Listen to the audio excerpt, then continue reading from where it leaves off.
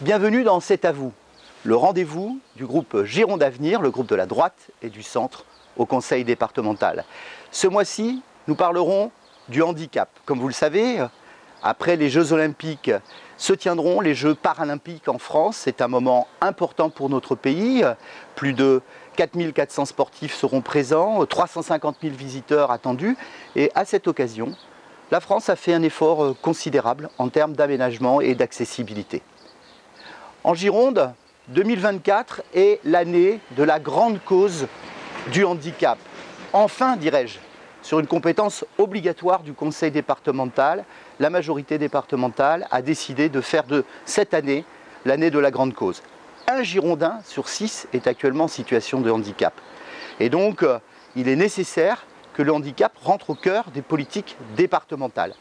Mais derrière cette grande cause, une inquiétude pour le groupe Gironde Avenir lorsque l'on entend le vice-président en charge du handicap au conseil départemental nous annoncer que le département ferait à hauteur de ce que l'État laisse au conseil départemental de la Gironde.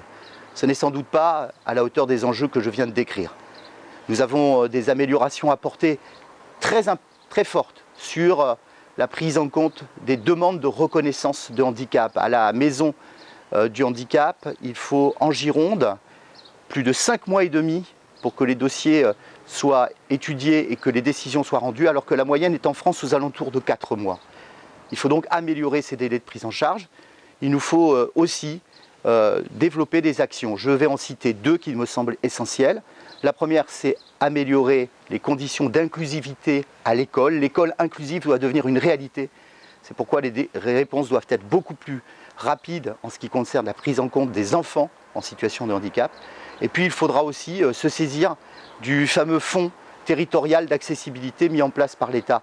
Le conseil départemental doit être au cœur de ces situations fortes, pas simplement en déclamant grande cause départementale le handicap, mais en mettant sur ces politiques publiques les moyens qui sont nécessaires.